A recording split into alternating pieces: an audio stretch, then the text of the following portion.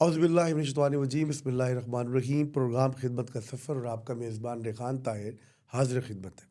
ناظرین کرام، صوفیہ کے ماننے والے اور چاہنے والے برصغیر پاک و ہند میں ایک بہت بڑی تعداد رکھتے ہیں، اور صوفیہ کا ہی وہ فکر تھا جس کی بدولت آج سینہ بسینہ اچھے اخلاق کے ساتھ، پیار و محبت کے ساتھ اور ایسی بھائی چارگی کی جو فضا ہے وہ اس خطے میں خصوصی طور پر قائم اور دائم ہے۔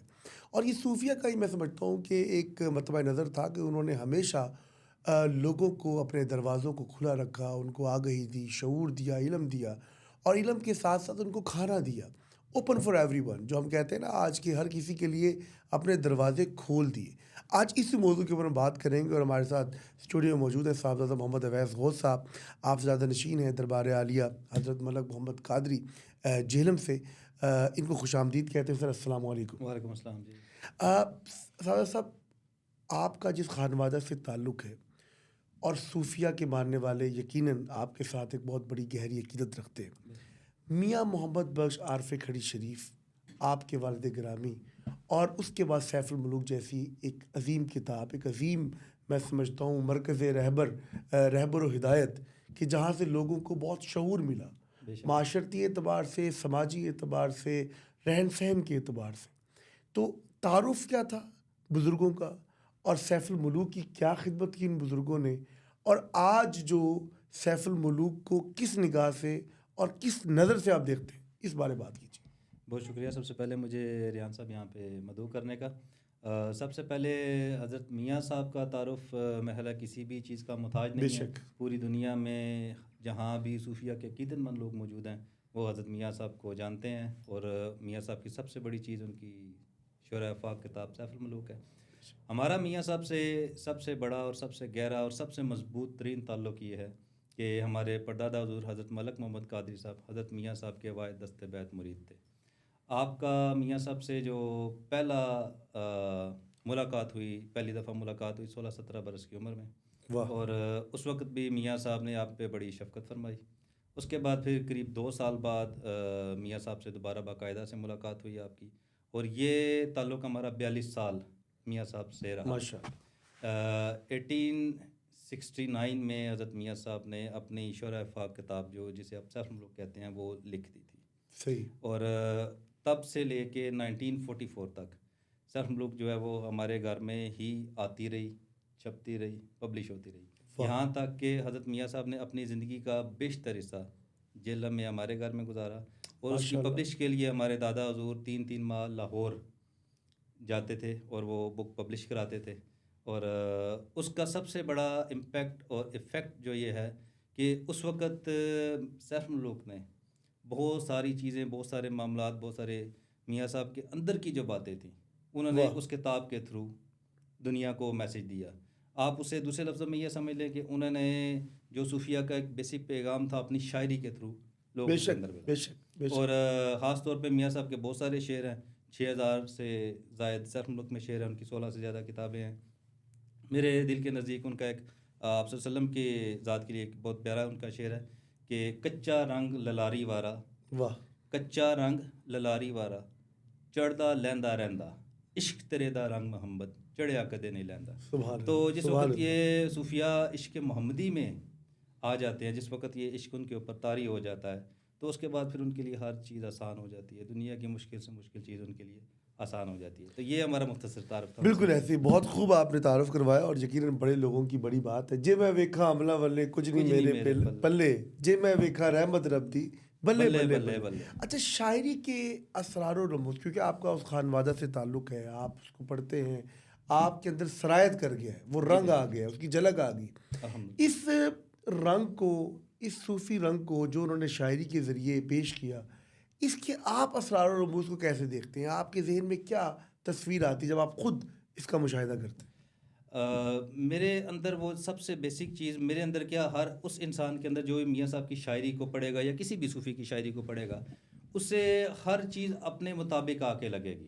واہ، اسے ہر چیز جو ہے وہ اس طرح لگے گا کہ شاید یہ شعر میرے لیے ہی لکھا گیا، واہ، یا میں اس شعر کا ایک حصہ کسی جگہ پہ آ کے بنا۔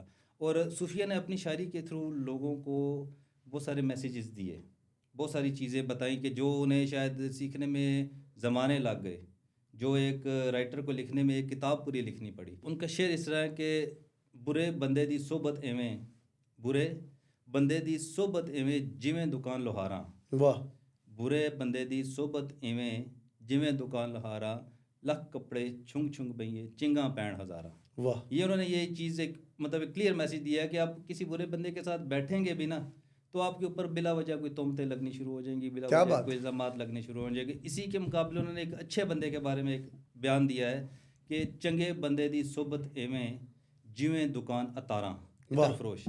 چنگے بندے دی صحبت ایویں جویں دکان اتاراں سودا پاویں لئیے نہ لئیے ہلے آن ہزاراں. کہ آپ عطر والی دکان میں چلے جاتے ہیں, آپ کچھ بھی نہ لیں لیکن آپ کو طرح طرح کی خوشبو ہیں. ہاں جی, اسی طرح آپ کسی اچھے بندے کے پاس بیٹھیں گے تو آپ اس سے کچھ بھی نہ ہو لیکن آپ کی ایک اندر سے ایک چیز ساگر صاحب اسی پہ میں بات کرنا چاہتا ہوں. یہ بڑی خوبصورت آپ نے بات کی. اچھا, دور حاضر ایک بڑا پرفتن دور چل رہا ہے جی. ہر روز ایک نئی, جیسے ہم پہلے بات بھی کر رہے تھے کہ سوشل میڈیا کے ذریعے آپ ٹرول کرتے ہیں تو آپ کو ایک نئی چیز نظر آتی ہے. اچھا, اس میں جو صاحب بصیرت لوگ ہیں یقیناً وہ اس کے اندر اپنی اپنی رہنمائی کی بنیاد پر جو ان کے بزرگان ہیں ان کی تعلیمات کی روشنی میں وہ تو اپنے ہی اس مدار کو فالو کرتے ہیں اور اس کے ذریعے رہنمائی پاتے ہیں. لیکن کوئی سادہ لوگ بھی ہوتے ہیں, کوئی نکمے لوگ بھی ہوتے ہیں اور کوئی عمومی لوگ بھی ہوتے ہیں, مجھ جیسے کوئی فقیر لوگ بھی ہوتے ہیں. تو آپ یہ دیکھیں, آپ کیسے دیکھتے ہیں آج کے اس پرفتن دور میں اور خاص طور پر میاں صاحب کی شاعری کے بارے میں, کیا ہمارے جو آج بادشاہ ہیں, جو حکمران وقت جس کو کہہ سکتے ہیں, وہ بادشاہی نظام تو نہیں ہے, ان کے بارے میں, ہمارے جو ادارے ہیں ان کے بارے میں, کیا ان کی بھی کوئی جھلک ہے اس شاعری میں, کوئی رہنمائی ہے؟ ہاں جی, بالکل بالکل. سب سے پہلے آپ نے دور حاضر کی بات کی, پرفتن کا آپ نے جو الفاظ یوز کیا بالکل ایگزیکٹ ہے, شاید آپ نے بھی چھوٹا یوز کیا. تو بیسک چیز یہ ہے کہ پرانے وقت کے جتنے بھی لوگ تھے وہ سب سے پہلے تو قرآن شریف کو ترجمے کے ساتھ پڑھتے تھے تاکہ ان کی زندگی میں کوئی چینجز آ جائیں. اس کے بعد پھر اس سے اگلی چیز جو ہوتی تھی کہ وہ دور حاضر کے جتنے بھی صوفیہ ہوتے تھے نا ان کی مجلس میں وہ جایا کرتے تھے, ان کی مجلس میں بیٹھا کرتے تھے. اور اس وقت کے جو صوفیہ اکرام تھے وہ بھی دور حاضر کا جو بھی بادشاہ ہوتا تھا, راجہ ہوتا تھا, مہاراجہ ہوتا تھا یا کوئی بھی ہوتا تھا اس پہ کھلم کھلا تنقید بھی کرتے تھے, اسے بتاتے بھی تھے کہ یہ چیز ٹھیک چل رہی ہے, یہ چیز غلط چل رہی ہے. اور اس کو پھر جو لوگ صوفیہ کے فالوور تھے بہت سارے تھے, آلموسٹ 90% لوگ ایک ہی دور میں ان کے فالوور رہتے تھے.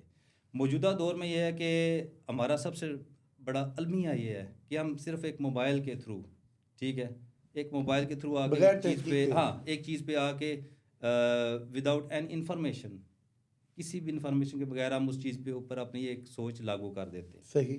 تحقیق نہیں ہے, علم نہیں ہے, صوفیہ کو ہم پڑھتے نہیں ہیں, مذہب کو ہم نے نماز کی ایک حد تک رکھ لیا کہ ہم نماز ادا کریں گے ختم ہو جائے گا. صوفیہ نے جو سب سے بڑا میسیج دیا وہ انسانیت کا میسیج ہے. بے شک سب سے بڑا میسیج انہوں نے کیا, انسانیت کا میسیج ہے. انسانیت کے بعد اخلاقیات آتی ہے, پھر آپ اسی طرح اپنے مذہب کو فالو کرتے ہیں. اسی چیز کو چلتے چلتے ایک ٹائم لگ جاتا ہے. لیکن ہم یہاں پہ کیا کرتے ہیں کہ آپ نے ایک 30 سیکنڈ کا ایک کلپ دیکھا, اس پہ اپنی سوچ ڈیولپ کر لی اور اسی چیز کو ہم نے تسلیم کر لیا بغیر کسی تحقیق کے. اچھا, میں نیوا میرا مرشد اچا اچیاں دے سنگ ایسا اچیا دے سنگ لائی. اچھا, آپ اس کے آپ کو کتنے پڑھنے والے سنانے والے نظر آئیں گے؟ اور یہ بڑا ہی شور آفاق میں سمجھتا ہوں کہ یہ شعر ہے اور اس کو لوگ پڑھتے ہیں. ہر بندہ اپنے شیخ کے بارے میں, اپنے استاد کے بارے میں, اپنے رہبر کے بارے میں یہ بات کرتا ہے. لیکن جب عمل کی بات ہم کرتے ہیں, جب اس کی امپلیمنٹیشن کی بات کرتا ہوں میں پاکستان کے اس دور کے مطابق, کیونکہ آپ سے میں رہنمائی وہ لینا چاہتا ہوں جو دور حاضر کے ساتھ ہم اس کو اٹیچ کریں, تو اس وقت کیوں نہیں ہم کسی کو بڑا مانتے, کسی کو مرشد مانتے, اور جو مرشد ہے یا جو بتانے والا ہے کیا وہ نہیں ہے اس دور میں, وہ لوگ چلے گئے اس دنیا سے, اور اگر وہ کوئی بڑا مان لیا ہم اس کی پھر پیروی کیوں نہیں کرتے؟ اصل میں کلچر کا بہت زیادہ ڈفرینس آ گیا. ہمارے یہاں پہ کلچر کا ڈفرینس یہ آ گیا کہ پچھلے اگر 25 سال میں دیکھا جائے تو ہم جو اگلی ہماری جو کرنٹ جنریشن چل رہی ہے, ٹھیک ہے, میں نے اور آپ نے پچھلا جاتا ہوا ٹائم دیکھا ہے. ہمارے اندر کچھ پرانی چیزیں, کچھ پرانے معاملات موجود ہیں. موجودہ دور کی جو جنریشن ہے وہ ماڈرن ہونا چاہتی ہے, ٹھیک ہے, وہ چاہتی ہے کہ ہم ماڈرن ہو, ہم زیادہ سے زیادہ دنیا میں جو چیز چل رہی ہے رائٹ ناؤ جو چل رہا ہے وہ اس چیز کو اڈاپٹ کریں. اس میں کچھ حد تک غلطی ہماری بھی رہی کہ ہم نے وقت کے ساتھ ساتھ اپنے آپ کو ماڈرن نہیں کیا. ہم اسی طرح ایک جس ہمیں آج سارے اگر کوئی اب صوفیہ کی بات کرتے ہیں ماشاء اللہ اب وہ جوان ہیں، لیکن آپ کسی یونیورسٹی میں صوفیہ کی جا کے بات کریں گے تو آپ کو اولڈ اسکول کہا جائے گا، ٹھیک ہے. ہم نے وقت کے ساتھ ساتھ ان چیزوں کو اس چیز میں کنورٹ نہیں کیا. یہ ہمارا سب سے زیادہ بڑا مسئلہ رہا. یہ سب سے بڑا زیادہ میں جو محسوس کرتا ہوں آج کل کے ابھی جو دور حاضر کے موجودہ صاحبزدگان ہیں وہ انہوں نے بھی اس چیز کو اب بڑے سیریسلی اس چیز کو لیا ہے کہ نہیں ہم نے کچھ چیزوں کو ڈیجیٹلائز نہیں کیا، جس کو بہت عرصہ پہلے اس کو ڈیجیٹل کرنے کی ضرورت تھی. اب دیکھیں کہ بہت سارے لوگ ہیں جو سوشل میڈیا پہ آتے ہیں، ایک دن کے بعد اسے پورا پاکستان جانتا ہے، ٹھیک ہے. اور جس طرح آپ ایک کامل بندے کی بات کر رہے ہیں، کامل لوگ موجود ہیں، اس میں کوئی شک نہیں ہے کہ وہ موجود نہیں ہیں، وہ موجود ہیں، لیکن وہ اس طرح اپنے آپ کو پبلک میں لانا پسند نہیں کرتے. صاحب پنجابی ثقافت پہ اگر ہم بات کریں خاص طور پر تو میاں صاحب کی شاعری کا کیا اثر ہے اور دور حاضر میں کیا تحقیق ہو رہی ہے اس پہ؟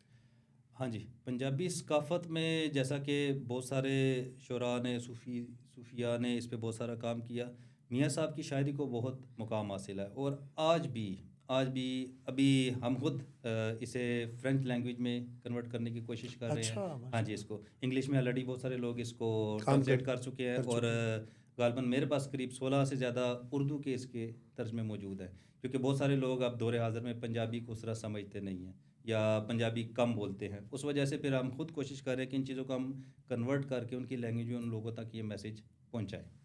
صحیح. اور خاص طور پر جب تحقیق کی دنیا کی بات کی جائے تو آپ کیا سمجھتے ہیں، کیا پاکستان کی یونیورسٹیز میں اس پہ کام ہو رہا ہے، ہونا چاہیے، حکومت کو اس کے بارے میں کوئی سنجیدگی لے رہی ہے؟ اور ایسے جو ہمارے شعراء آفاق جو شعراء ہیں جن کا کلام جو خود صوفی شخصیات ہاں ہیں، جی. جن کی زندگی میں سمجھتا ہوں کہ وہ ہوں. لوگوں کے لیے ہمیشہ ایک مینارہ نور رہی ہے، ہاں جی. تو کیا اس پہ کچھ کام ہوا ہے، آپ نے دیکھا ہے اپنی زندگی میں، یا کہ ہونا چاہیے یا ہو رہا ہے؟ کام صرف ایک دفعہ ہوا ہے جی. میرے پاس تمام ثقافت کی جتنی بھی محکمہ پنجاب نے یا لوگ ورثہ وغیرہ نے کچھ بکس چھاپی ہیں وہ ایک دفعہ چھاپی ہیں، لیکن اس پہ ہوم ورک انہوں نے کیا، انہوں نے کاپی ٹو کاپی کیا. ہاں اس کے علاوہ پرائیویٹلی بہت سارے لوگوں نے اس پہ کام کیا ہے اور اسٹل کر رہے ہیں. اور جتنے بھی لوگوں کا ہم سے رابطہ تھا، کیونکہ ہمارے پاس تمام پرانی سب لوگ موجود ہیں، آج بھی میاں صاحب کی تمام کتب ہمارے پاس موجود ہیں، تو ہم ان کی جتنی خدمت کر سکتے ہیں ہم وہ کر رہے ہیں. بہت شکریہ جناب آپ کا، آپ نے وقت دیا، اور خاص اللہ طور پر میاں محمد بخش رحمۃ اللہ علیہ کے حوالے سے ایک ایسی شخصیت کہ جنہوں نے نہ صرف اس بر صغیر میں بلکہ بر صغیر سے باہر بھی جو لوگ پنجابی زبان سے محبت رکھتے تھے ان کے لیے میں سمجھتا ہوں کہ ایک رہنمائی، ہدایت اور ان کی سوچ کو تبدیل کرنے کے لیے اپنے کلام کے ذریعے ان کی زندگیوں پر ایک بڑا گہرا اثر ڈالا. میں اگر پاکستان کے آج نوجوان کی بات کروں، میں پاکستان کے خاص طور پر ان لوگوں کی بات کروں کہ جو ادب سے شرف رکھنا چاہتے ہیں، یقیناً بالیقین وہ میاں محمد بخش رحمۃ اللہ علیہ کے اس جو شعراء آفاق کلام سیف الملوک ہے، اگر وہ اس کو پڑھیں تو ان کو وہ اسرار و رموز سیکھنے کو ملیں گے جو حقیقت میں ان کو زندگی کو جاننے اور پہچانے کی جانب لے کر جائیں گے. ہمارے ادارے، ہماری یونیورسٹیز اور ہمارے وہ پنجابی زبان سے محبت کرنے والے لوگ اور صوفیہ کے ماننے والے لوگ، میں ان سے بھی ریکویسٹ کروں گا آج کے اس پروگرام کے توسط سے کہ وہ اپنی اس نوجوان نسل کو اٹیچ کریں، جوڑ دیں ان بزرگان دین کے ساتھ. کس طرح انہوں نے لوگوں کی سوچوں کو تبدیل کیا، کس طرح انہوں نے لوگوں کے لیے ہر بات میں پیغام دیا. یعنی کہ ایک جو زندگی کی روزمرہ زندگی کی مثال ہے، اس مثال کے ذریعے آپ نے کس خوبصورت انداز کے ساتھ نوجوانوں کو جو سکھانے کا میں سمجھو کام سر انجام دیا، یہ میرے لیے، ہم سب کے لیے اور آنے والی نسلوں کے لیے ایک ہدایت کا باعث ہے. اللہ تعالیٰ مجھے، آپ کو، ہم سب کو ان بزرگان دین نے جو اسلام کی خدمت کی ہے، جو اللہ اور اس کے رسول صلی اللہ علیہ وآلہ وسلم کی شریعت کی خدمت کی ہے، میں سمجھتا ہوں اس کو سمجھنے والا بنائے. اور اسی مزاج کو ہم پاکستان میں اگر پروان چڑھائیں گے تو پاکستان ایک پرامن اور ایک پرفتن دور سے دور انشاءاللہ ایک ہرا سرسبز اور ایک بہت ہی زبردست قسم کی تصویر پیش کرے گا کہ دنیا سمجھے گی کہ واقعی اسلام کے چاہنے والے، اسلام سے محبت کرنے والے، صوفیہ کی بات کرنے والے بڑے عظیم لوگ ہوتے ہیں اور وہ اپنی زندگیوں میں عمل کے ذریعے اس کا اظہار کرتے رہتے ہیں. بہت شکریہ. اپنے میزبان ریحان طاہر کو اجازت دیجیے، پھر ایک نئے پروگرام کے ساتھ آپ کی خدمت میں حاضر ہوں گے. اللہ نگہبان.